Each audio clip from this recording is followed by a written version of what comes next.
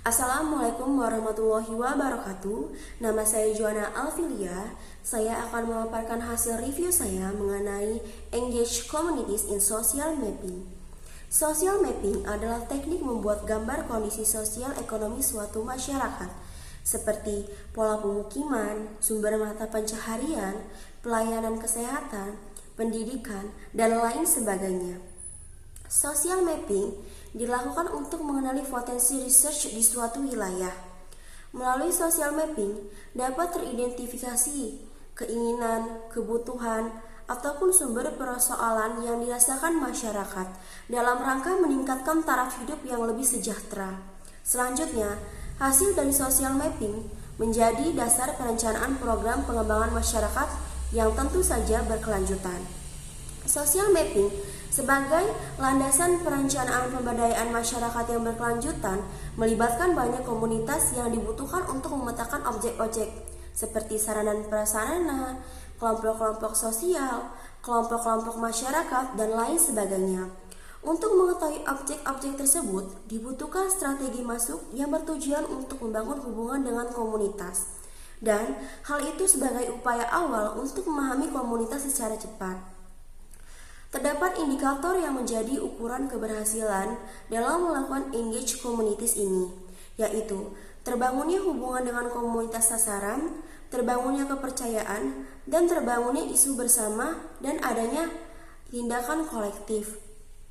Setelah berhasil masuk ke dalam komunitas sasaran, maka ada beberapa hal yang harus dilakukan lembaga atau pendamping komunitas, seperti sosialisasi kegiatan, di mana pendamping sebagai orang luar atau outsider harus menyampaikan maksud dan tujuannya di wilayah tersebut kepada pemangku kepentingan di tingkat desa, seperti kepala desa, kepala dusun, dan sebagainya. Lalu, pendamping juga harus mengidentifikasi dan membangun kontak dengan orang kunci atau key person. Pendamping perlu mengidentifikasi orang-orang kunci yang dapat menjadi penghubung dengan komunitas sasaran yang luas.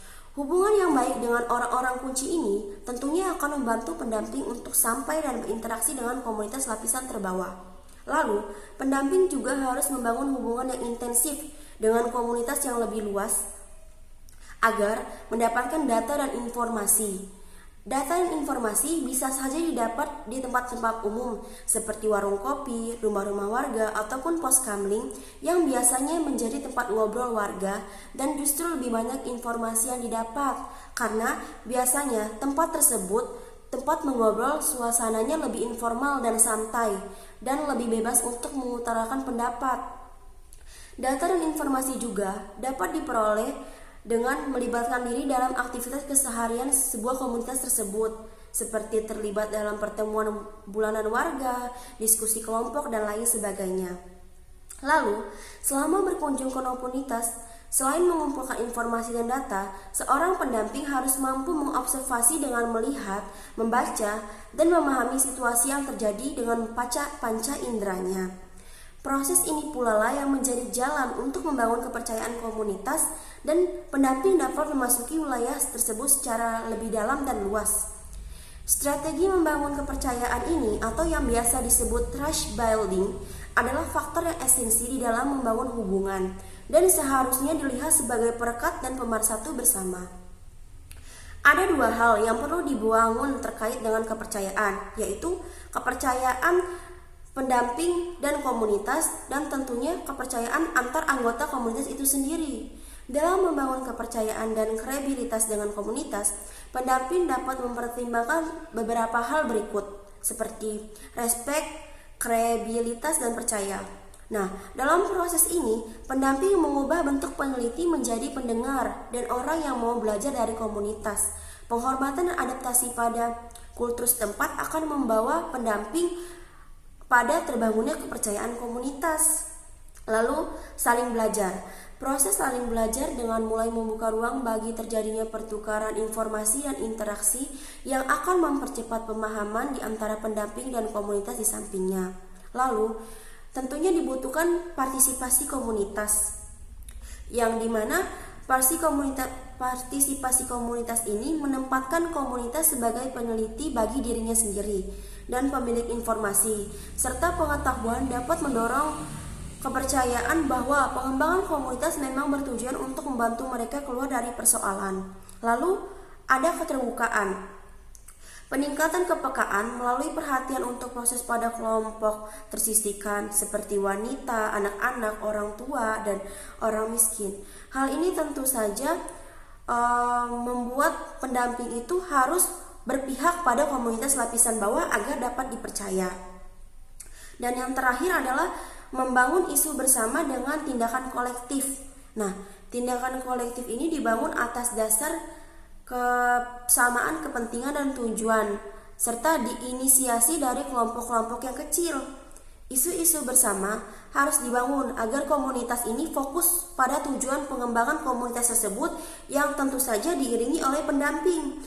Pendamping dapat memulai dari ukuran kelompok komunitas yang kecil dengan membangun kader lokal yang akan terlibat dalam pengembangan komunitas dan mengajak anggota komunitas lainnya yang lebih luas untuk terlibat dalam pengumpulan data dan informasi.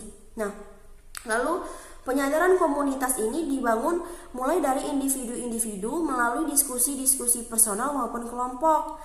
Harapannya agar diskusi ini membuat komunitas menjadi sadar terhadap keadaan mereka dalam konteks lingkungan, kebutuhan dan sumber daya yang mereka miliki untuk meningkatkan taraf hidup mereka.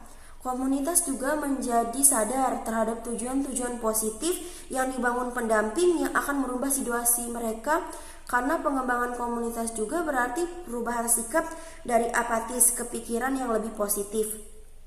Jika kesadaran kritis komunitas sudah dibangun dan isu bersama serta tujuan-tujuan perubahan telah disepakati bersama, maka aksi kolektif dapat dengan mudah untuk dicapai untuk memenuhi sebuah kebutuhan dari sebuah komunitas dan akan mencapai tujuan-tujuan perubahan yang mereka sepakati bersama. Demikianlah hasil paparan saya mengenai Engage Communities in Social Mapping. Kurang lebihnya saya minta maaf. Terima kasih. Wassalamualaikum warahmatullahi wabarakatuh.